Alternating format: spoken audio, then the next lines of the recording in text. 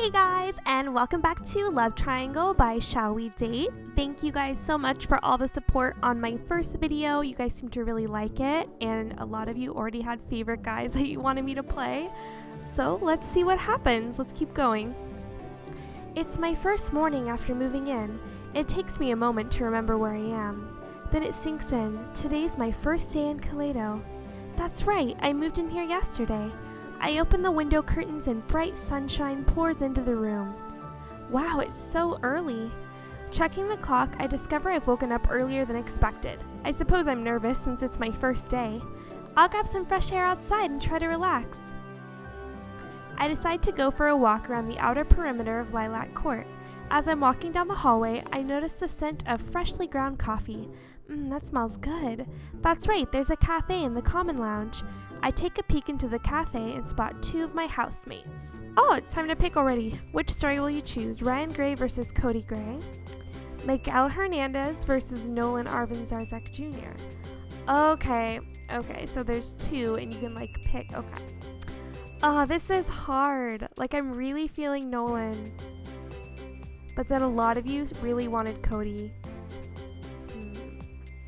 I think I'm going to start with the Cody versus Ryan story, just because it seems like that's the main story since they're in the promotional pic. Cody Gray, ambitious actor. For a second there, I thought my heart was going to stop. Ryan Gray, the charismatic bartender. I'm glad you chose to dress up. Okay guys, I'm just going to do it. Let's start. Bring it on. Ryan and Cody, main story, chapter 1. The Gray brothers are sitting across the counter from each other in the cafe, drinking juice and talking. That coffee I smell has to be Costa Radianta. Perhaps I'll have breakfast before my walk. Good morning. I greet everyone as I step into the cafe. Good morning, Kayla. Oh, morning. Hey, you're up early. Morning, Josh, Ryan, and Cody. Thanks a lot for last night. You start your new job today, right? Bet you didn't sleep much.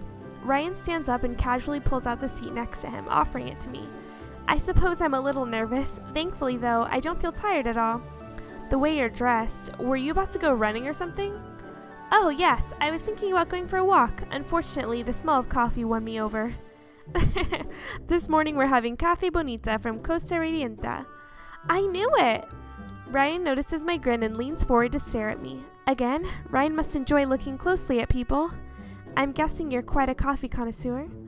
I suppose it's my father's influence. He drinks coffee from all over the world. That's how my dad is too. He loves coffee. Oh, there's my dad right now on the text. Every month he gets new and unusual beans delivered. I've gotten good at noticing the differences in the smells. Really? They all smell the same to me every morning. Here you are, Mr. Seagray. Miss Michelle, what do you desire to eat? Good question. The plate in front of Cody holds a crispy toasted clubhouse sandwich and salad, assorted fruit. That looks delicious. This was Josh's recommendation. Would you like mine? I don't mind waiting a little while longer. No, I'm in no hurry, but thanks, Cody. Josh, I'll have what Cody is having. Josh acknowledges me with a smile and disappears into the kitchen. You're lucky, Kayla. Cody hardly ever offers food to anyone. Is that right? That's not true. I can be considerate. Ryan, what are you smiling for? Oh, I'm not smiling. Don't worry, Cody. I think you're very considerate. See? How come she notices it and you don't? I'm always considerate when I first meet someone. Yeah, sure. You're absolutely right, Cody. Those two really do get along well. I continue talking with the two brothers while waiting for my own sandwich to arrive. Steam is rising from my sandwich, and Josh sets it in front of me. I cut off a corner and take a bite. Wow, that's fantastic! I'm surprised by how delicious it actually is. The eggs are fluffy, the bacon is crisp, and they're perfectly balanced by the sauce and vegetables. Was Cody's recommendation right on the mark? Yes, it's delicious! Unable to restrain myself, I start cutting off my second bite while I continue to talk. Look at how she's digging in. She must really like it. Hey, how am I supposed to eat with you staring at me like that? Hearing Cody's remark, I self-consciously abandon my sandwich for a moment and try the fruit. Don't let Cody bother you. He just thinks it's great to see a woman eat with such enthusiasm. I take another bite of the fresh fruit, then glance over at Ryan, who smiles back at me. Are you both going to sit there and watch me eat? This is embarrassing. Only because you look like you're enjoying yourself so much. Okay, well, stop. That reminds me, Ryan, I'm gonna be late this evening, so don't worry about dinner tonight. Okay, is it an audition? Nope, a date. Betrayed, it's not with us. You liar. How'd you guess? With acting like that, I worry about your audition. Shut up, my face is too stiff this early in the morning. I'm off, see you later. I wave as Cody leaves. Call out to Cody or ask Ryan if he has the day off. Well, since we're going for Cody, I guess we'll call out to Cody. Good luck, Cody! I yell out just as Cody is about to leave the cafe. Cody turns back to look at me. Oh yeah? Thanks. By the way, I hadn't forgotten that promise. Promise? I stand there asking myself, puzzled. The one we made yesterday, you've forgotten already? You mean dinner at Ryan's place? He nods back enthusiastically. You didn't forget it after all. Later. He waves back at me as he heads out the door. Ooh, love compatibility level. There's so much detail to this app. Josh disappears again, leaving Ryan and I to enjoy our calm morning conversation. I think Cody was really happy to hear what you said about his acting last night at the party. I meant it, and it was quite a treat to be able to tell him in person. Oh yeah? I'm sure he's encouraged by the thought of having him made such an impression on you. Thanks. I simply told him how I felt. Well, I appreciate it too. Ryan smiles at me maturely. I shrug and smile back at him. Ryan's a real gentleman and kind. I can see why he would have fans. What about you, Kayla? How are you for time? I quickly glance down at my watch. I'm doing fine. I lift my cup to my nose and enjoy the scent before taking another sip. I love this coffee. Just then, Josh returns to the counter. He sets an espresso cup in front of me along with a small serving of ice cream. A little present from a fellow coffee aficionado. Sugar should help your mind wake up. Please try adding the espresso to the vanilla ice cream I just made. An affogato! How wonderful! Thanks, Josh! My pleasure. That's great. I polish off my breakfast and dessert, say goodbye to Ryan and Josh, then start my day. Having heard that the Institute isn't far from Lilac Court, I decide to walk there. So this is where I'll be working from today, huh? The research facility at the Clayton National Animal Institute has a public zoo attached to it. Here I go! My heart beats with excitement as I stand there, looking up at it. I straighten up and take a deep breath, then step into the building.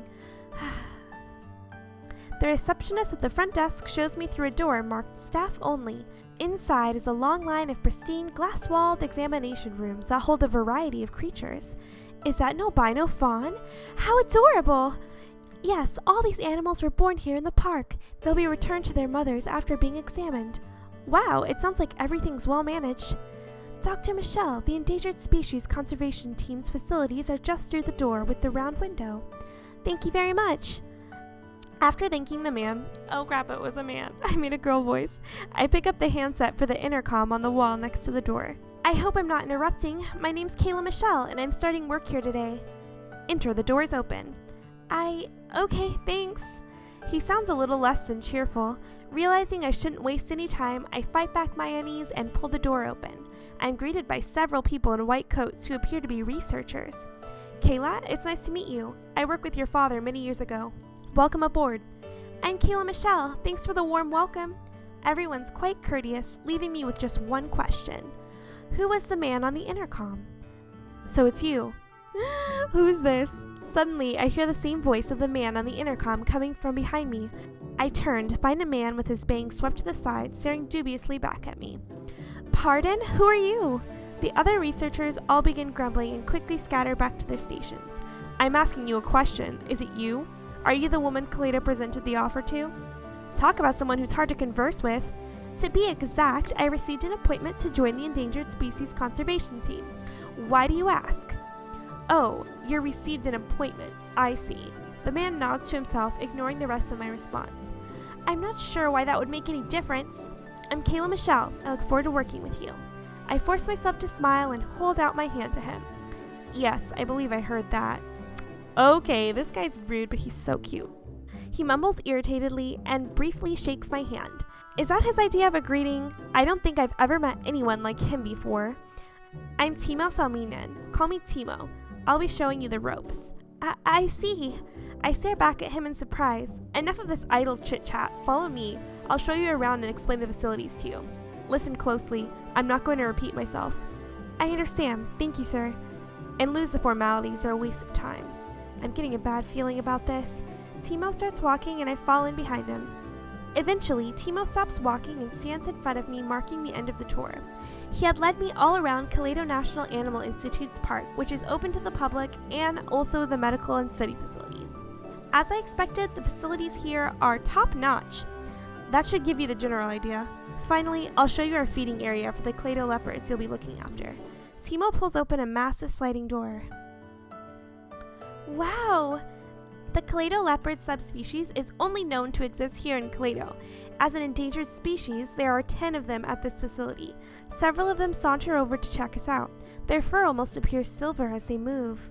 Having the leopard print only in the back of the tail is a unique trait of these leopards. They look gorgeous. I feel like I'm standing in the presence of royalty. Let's go inside. Is it okay? Of course, the leopards at this facilities were all either brought here as cubs or were abandoned by their mothers soon after birth. They've all been raised by humans. Because of that, though, they are very affectionate and can't be let back out into the wild. Their home is here at the facility. I see. Underneath Timo's casual demeanor, I sense a deep appreciation from him for the animals. When we enter, one leopard steps forward and looks up at me. Hello. Oh my gosh, I'd be so scared. I cautiously try greeting it, being unsure if it's safe for me to move. The leopard continues to watch me intently. Its fur sparkles in the light, shining in through the skylight. It looks so noble. The girl may look big, but she's still just a kid. How old is she? Almost a year old. Then she'd normally still be with her mother. So who's taking her place? The mother's place? Timo grimaces. Suddenly the leopard lets out a low purr and moves towards him. That must be you. Well, so it would seem. The affection in Timo's eyes when he looks at the leopard warms my heart. Listen up, starting today, the woman here is going to be looking after you guys. Be nice to her, okay? Timo kneels down several steps in front of the leopards and starts talking to them. The motion is quite charming and catches me off guard. You're the last person I'd expect to see talking to the animals. Don't laugh, these leopards are surprisingly perceptive. My initial impression of Timo abruptly changes when I see him blush and grow defensive. After all, if he loves animals, he can't be that bad. Timo clears his throat, ending our moment of levity. I'm sure you already know this, but the population of Kaleido leopards is continuing to shrink. Yes, so I understand. One reason for this is an illness brought on by environmental conditions in the wild. You and I are tasked with finding an antibody for the responsible pathogen. Make sure to observe them closely and take daily notes. Understood. I firmly signal my determination to Timo. So, does this leopard have a name? A name? It's a Kaleido leopard. That's not what I meant. If she doesn't have a name yet, is it okay if I give her one? Officially, we don't name them, but you're free to call them whatever you like. Great, I'll do that. I hope we'll be friends. I say goodbye to the leopard, then Timo and I depart from the feeding area. After that, Timo goes over examination and feeding details with me. Then, before I realize it, the day is over. Thank you for the orientation today. I look forward to seeing you tomorrow. I'm starting to leave the research laboratory when Timo calls out to me. Wait, you forgot something. He's walking towards me with a cardboard box in his arms. You must be confused. That's not mine. Whoa! I'm surprised by the box's weight as it's thrusted into my arms. I look up at Timo to see him smiling confidently at me. These should give you a leg up for your research starting from tomorrow. They're all my records for the last year. They're yours. You mean it's not all in a USB drive or something like that? I briefly glance at the contents inside the box. There's a lot here. I really should take it home and look at it. Thanks. I'll read through them carefully. After thanking Timo, I leave the facility. The weight of Timo's records in my arms reminds me just how serious my research will be. Though I struggle with the box of records, I finally make it home. Just as I pass through the front gate, my arms give their last vestiges of strength. That's it. My arms are about to fall off. I need a break. I'm standing there with my head hanging, trying to catch my breath, when suddenly I feel a tap on the shoulder. When I look up, Ryan is standing there looking at me with Lucas. Oh, hello, Ryan. And you too, Lucas. Welcome home. Can I carry that box to your room for you? It's only a little farther. I can manage. Ryan pats me on the head and gives me a chuckle. Really, I don't mind. If you want, why don't I carry you too? Carry me? I blush at the vision of Ryan lifting me into his arms comes to mind. Ryan, that's not funny. Sorry. Here, give me the box. Thanks. Ryan effortlessly takes the box and begins walking. Lucas follows along behind, excitedly watching him. Having a strong man around can be handy. I pause a moment to watch the lilacs next to the building gently swaying in the setting sun. Kayla, are you coming in? Ryan turns